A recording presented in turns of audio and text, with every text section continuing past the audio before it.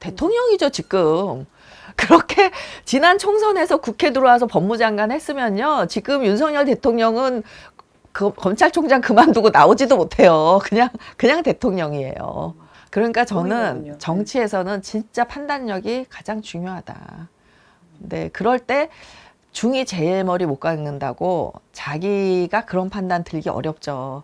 그러니까 주위에서 저처럼 이렇게 직설적으로 쓴소리를 해줄 사람이 있었으면 참 좋았을 텐데 그런 분위기가 아니라니까요. 그러니까 참여정부와는 분위기가 많이 달랐던 것 같아요. 근데 청와대도 완팀 하면서 굉장히 다른 의견보다는 또 그 문재인 대통령이 이렇게 싫은 소리 듣는 것보다는 이분이 MBTI 타입이 F타입이에요. 그래서 이렇게 조금 화합을 좋아하시는 분이에요. 화합과 조화를 좋아하고 원팀을 좋아하시다 보니까 그때 분위기가 그 무조건 여기서 우리가 밀리면 안 된다.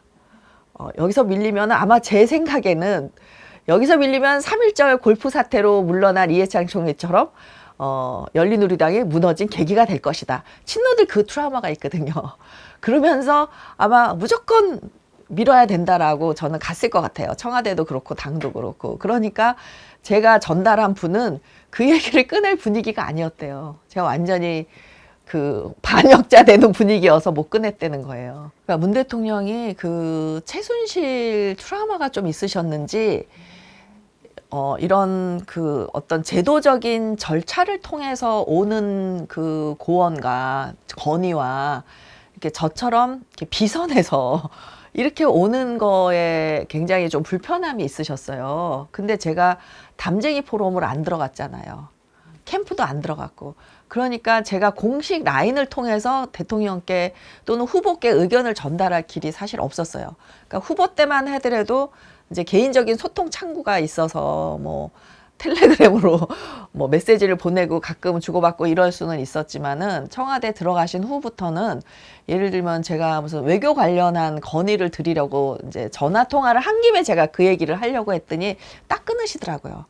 그거는 하는 팀이 있습니다. 딱 그러시면서. 그래서, 이 최순실처럼 되는 걸 막기 위해서 일체 비선 조언을 막으시는구나. 그건 저는 모르겠어요. 그러니까 조국 교수를 굉장히 신뢰했던 건 사실이고요. 왜냐면 그 오연호 조국의 진보집권 플랜 나왔을 때 그 책에 대해서도 굉장히 좋은 평가를 하셨고 또 북콘서트 다닐 때도 늘 조국 교수랑 같이 그 운명 책 나왔을 때 북콘서트 다닐 때도 조국 교수랑 같이 다니고 했기 때문에 굉장히 신뢰를 했던 건 사실이고 또 그 라인이 그 민정수석 법무부 장관 그렇게 그 문 대통령은 나름 후계 구도를 가지고 계셨을지 모르죠. 저는 한 번도 들어본 적은 없어요. 제가 진영 논리 가리키는 것부터 마법에 걸린 나라가 첫 시작이에요. 진영 논리가 필요하다는. 우리 편을 그냥 조금만 언론이 비판하면 먼저 버리기 바쁘고 차별화하기 바쁜데 우리가 지켜야 된다. 큰 잘못이 없으면. 이게 큰 잘못이 없으면 이게 이제 그 당원들하고 저하고 해석이 달랐던 거예요. 그러면 조국은 큰 잘못이냐 아니냐. 제가 구체적으로 그 임명직과 선출직은 도덕성 기준이 다르다.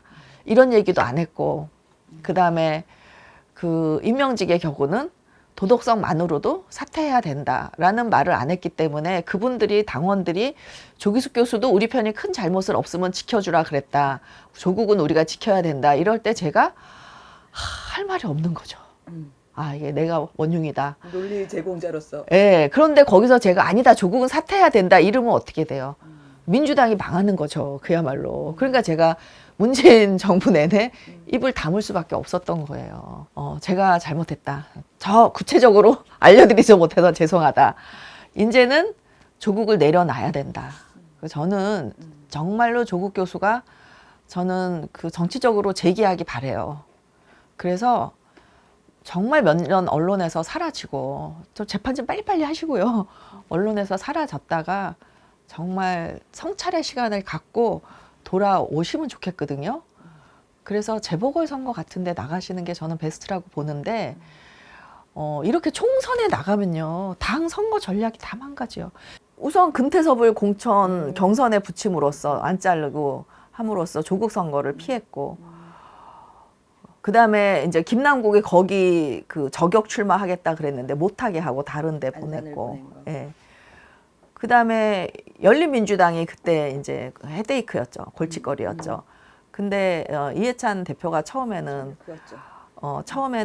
뭐 나중에 봐서 합당할 수도 있고, 그러니까 너네가 크면 합당하겠다는 얘기잖아요. 근데 그거는 그 정당 키워주는 일이거든요. 그래서 이제 당 쪽에서 전화 왔길래 왜 여지를 남겼냐, 절대로 합당은 없다고 선을 그어야 된다 했는데 다음날 뉴스공장 나가셔서 그 얘기를 하셨잖아요. 그래서 사실은 12%였던 열린민주당이 쭉 떨어져서 3석 얻은 거거든요. 그래서 그런 선거 전략들이, 그리고 이제 위성 정당을 안 만들었다는 거, 그리고 시민단체랑 연대해서 만들어서 그것도 이제 비판을 피해갔다는 거. 어떻게 처리하느냐에 달려 있을 것 같아요. 그러니까 조국 사태도 그 사건이 일어난 것만 가지고는 이렇게 안 되죠. 그 이후에 연속적으로 뭔가 계속 잘못된 선택이 있었기 때문에 이제 그 타격이 컸던 거지.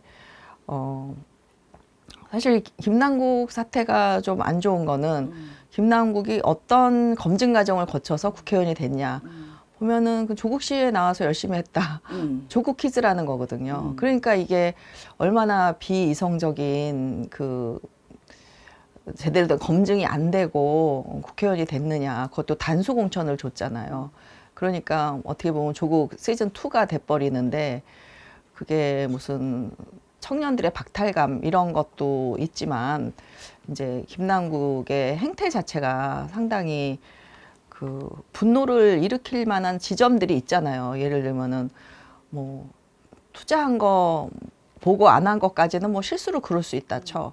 그래도 중요한 상임위 때, 그것도 이태원 그 청문회가 어떤 청문회입니까? 어떻게 해서 열어진 건데 그런 때 코인 거래를 했다. 이건 공직 의식이 전혀 없는 거죠. 근데 저는 김남국 의원이 아직 젊잖아요.